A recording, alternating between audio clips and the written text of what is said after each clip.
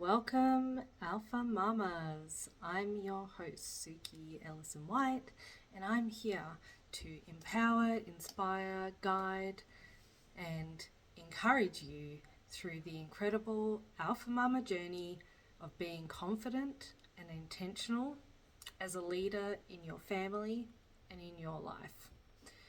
Today we're diving into the why of the Alpha Mama podcast, Get Obsessed with Success, and how it all started, and which is a key part of working out whether this is the podcast for you. So sit back, listen up, and if you love what you hear, hit that subscribe button and follow our socials for further updates in this space. So today, we are going to do a deep dive into what this show is about, who the podcast is for, and why this podcast is so important for aspiring alpha mamas who are also wanting to be confident and intentional leaders in their own lives. This is not a journey for the faint-hearted. Growing up, I was born into and grew up in a fundamentalist New Age religion. I would call it a cult, a yoga cult. The fundamentalist aspects of the belief system did not in any way prepare me for life or for navigating the world at large. Some of the main beliefs growing up included things like don't think too much, don't get too attached to things or to people. Don't make plans for the future. The main premise of the faith was to pray, meditate, surrender totally to life. If, for example, have faith in the divine that it will bring you what you need in your life, and accept whatever is your lot in life. And if you follow the plan above, you will have a happy life. That's what they would tell us. So don't think, just surrender, and everything will work out for the best. And I was, for all intensive purposes, a devout yogini, a follower of the belief system. I meditated daily. I surrendered to and accepted whatever came my way. I didn't plan for the future, and I tried terribly not to think too much. As I was always berated by everyone around me for being a thinker. I was just naturally born a thinker. I couldn't help it. And yet, despite trying to fit into this cult belief system, and actually that was the only thing I knew at that age, I wasn't happy. In fact, I was really depressed. What I did feel, though, was a big empty hole inside my soul. I was plagued by a feeling of emptiness. I never owned my life. I just accepted and surrendered whatever came my way, and boy, was I unfucking happy. That's the truth of it. And that is what I learnt. After surrendering and accepting whatever came my way, being a victim of life and being a victim of circumstances, I ended up in an abusive relationship for almost a decade. At 29 years old, my circumstances crept up on me, and I had this moment where I realised if I don't do something about this, this will never change. If I don't own my life, it's never going to change, and I'm going to be stuck, miserable, forever. And that was a really hard realization for me to come to at that age.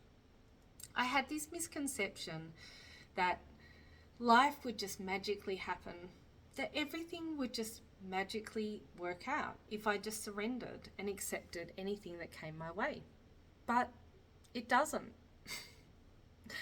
The truth is, if you don't own who you are, and you don't own what you want, and you don't know what you want, then you're open to other people coming into your life and basically usurping your life.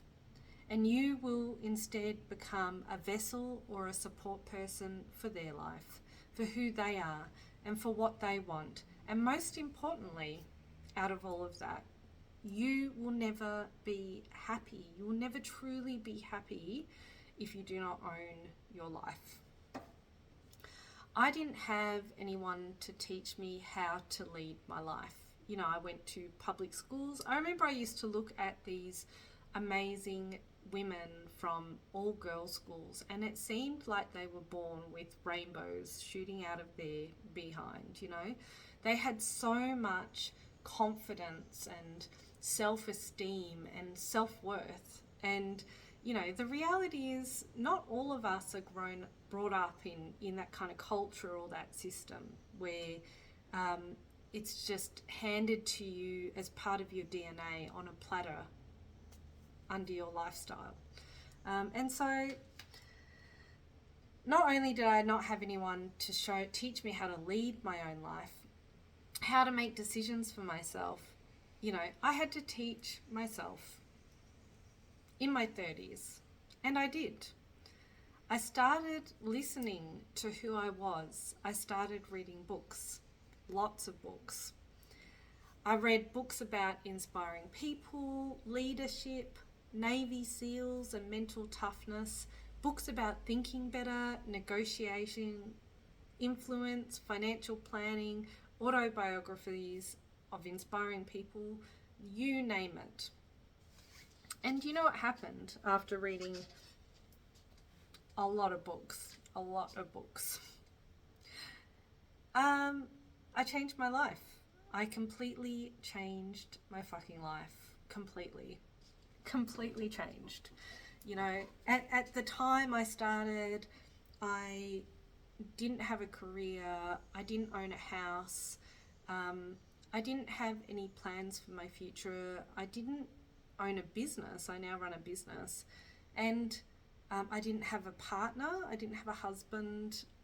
I had a child, but, you know, I didn't have any of these things. And then through this process, I now have more than one home. I have a business. I have a husband. You know, like my life has come together in a lot of ways. It's completely different to what it looked like a few years ago. I also started exercising a lot and owning what I ate. I'll be honest, I've had an up and down journey with exercise and food. Despite that, life is changed and life is different, you know. I'm still on that roller coaster, I guess. And I think that exercise and nutrition is a really important part of the journey as well. So, just in terms of where we're starting, what are some insights that I can share with you today about being an alpha mama, how to get started on your journey of being an alpha mama in your life? I'll just address 3 key takeaways from my personal story and insights to what this podcast is all about as follows. Number 1, owning your life. Initially, I didn't know how to own my life. I actually became obsessed with Jordan Peterson at the beginning of this journey, pop psychologist. I watched all of his online classes available on YouTube. I read his book, 12 Rules for Life. I read the books he recommended, like Pan's Ram and the Gulag Archipelago.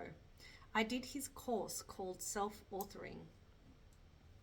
And after all of the above, I sat down in front of my computer and I wrote out my whole life story. I typed it out from my perspective. I listened to what I was feeling in each of my major life events, and I learned a lot about who I am and what I care about.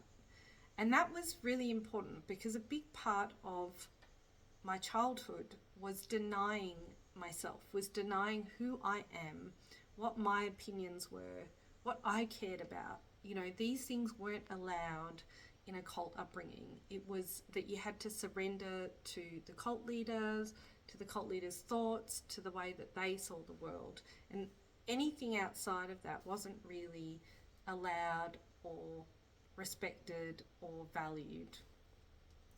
So if you don't know who you are and you need guidance with where to start with owning your life, I would recommend, as a starting point, to check out Jordan Peterson's self-authoring program, and I'll leave a link in the description below so that you can check it out.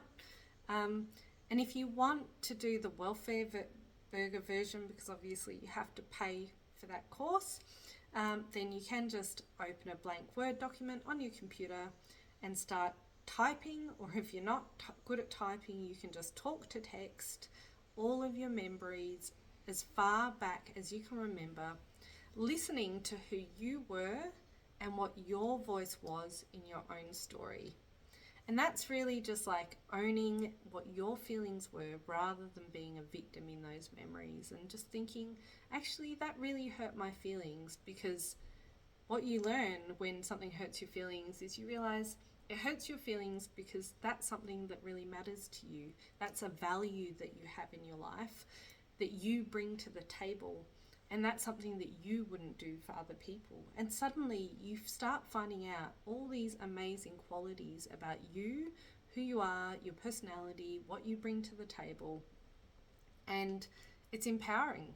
It's really empowering, and it's insightful. And it gives you an idea of what your life's all about. Tip number two, exercise. I cannot stress this enough. Move your body. If I have learned anything from Navy SEALs and all the books I've read about mental toughness, routine matters. It really does. Health matters. A healthy body equals a healthy mind. And there are just no two ways to mince that.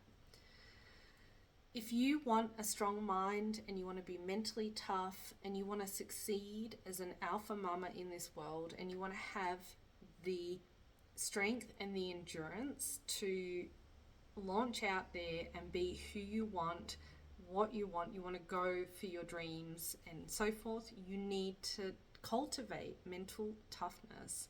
And in order to cultivate mental toughness, you need sleep, you need health, nutrition, physical exercise. I cannot stress it enough. What is great about exercise is it's also a really fantastic way to build new communities in your life. Things like joining a gym, join a local open water swimming group. That's something that I have been involved with a lot. I have been involved in my local gym.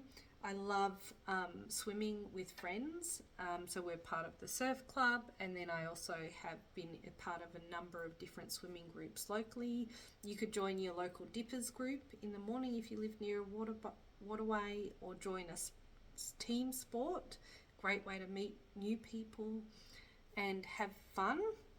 Or if none of those things are your thing, you know, you could sign up for an event like Tough Mudder, or a trail run, or a marathon, or even an adventure course. You know, my husband and I have actually found a couple of adventure courses this year. We're really excited. They're not massive,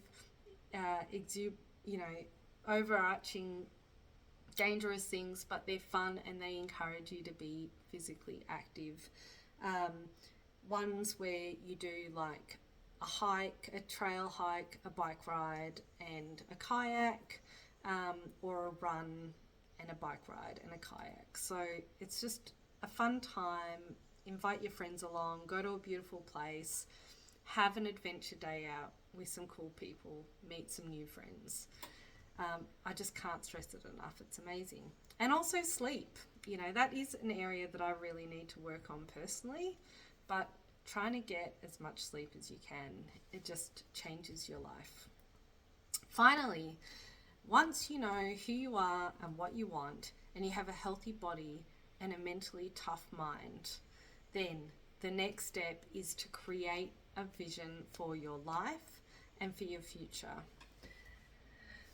And then immediately start taking steps towards creating that future. How many of us have created a vision board, stuck it on the wall at home, and then that vision has come true? Have you ever spoken to anyone about that? I have spoken to so many people over the years who have done that. And in fact, I have experienced this myself. In 2020, I put a vision board up on my wall of my ideal husband. I was a single mum. I hadn't dated anyone for over 3 years, not even gone on a date. And on the vision board, I was getting married on a boat or a yacht in November. I chose my wedding ring, which I'm now wearing right now, a Cartier, beautiful friendship ring, which goes really well for me with fitness and sport. And I wrote a profile of my ideal husband using, I actually had read a book on the power of noticing, and it gave a, strategy for how to determine what are important, crucial elements to something when you're like shopping for something. And so I basically created a checklist of things that mattered for me in a man, like really valuable, good human being things. Anyway, and guess what? In 2023, in November 2023, I got married to my dream man who matched literally word for word the list I put on my list of a husband. And we got married in November on a boat at Wilson's Prom, which is arguably one of the most beautiful locations in the world. Effectively, what I'm getting at is vision boards do work. And why they work is actually a lot more scientific than you might think. Because we are all small, our brains are interesting computers. We are all like 8-year-old children with primal brains behind our frontal cortex. And there's a lot of subconscious programming that goes on with your brain in terms of how you make the decisions you make in your life and how you see the opportunities that you see in your life. What you focus on in life has a really big impact on what you become, what you see, and what opportunities you see. So there's a lot of science behind this, and that is something that we will be covering in the Alpha Mama podcast in 2025. We are going to be talking about and exploring the science, the literature, and the expertise around owning your life, loving your life, and taking the tangible steps towards living the life of your dreams, that life on your vision board for you. So that is what we're going to be doing. We're only going to be doing one podcast a month. In January 2025, I want you, the listener, my fellow Alpha Mama, to commit to the challenge presented before you, which is to open yourself up to completely owning your life. Okay? And when I say commit to, I want you to write a contract with yourself and sign that contract. You only get to live once in this life, so fucking make it your best life ever. And by listening to this podcast, what we'll be doing is going through the science and creating the templates that you can use in your life to help you go on the Alpha Mama journey to owning your life, creating the vision for your life, getting fit, making better choices, and moving towards your best life. That is what this is all about. And this means so much to me because I don't know if you recall, at the beginning of this podcast, we discussed my personal journey of growing up in a cult quite significantly being in a relationship that was abusive for almost a decade because I didn't know how to own my life. I didn't know how to make better choices for my life. And this has been a long, enjoyable, but often painful journey for me in my life to get to this place. And if there is one mission I have in life, that is to make sure that other people who have been through circumstances like mine or who need guidance with owning their life, becoming the best versions of themselves, owning their stories, and do not feel like they're alone, and also have help. I just had no one out there that could guide me through this story, and I didn't even know how to reach out to get that information. So to recap, today we covered what the Alpha Mama podcast is all about in 2025, shared tips on how I personally started my Alpha Mama journey, as well as exploring how you can apply some of these tools that I've learned to your life. Remembering always that transformation happens one small step at a time, picking one tip from today and starting and implementing it is a great way to start your Alpha Mama journey. So thank you for spending time with me today, Alpha Mamas. Next month, we will explore how to get to know yourself and create a vision board in more depth through science, literature, and expertise. So stay tuned, click subscribe, get on board, leave a review, send in your questions. I want to hear from you. And until next month, February 2025, take care of yourself, love yourself, and live your best life. Over and out.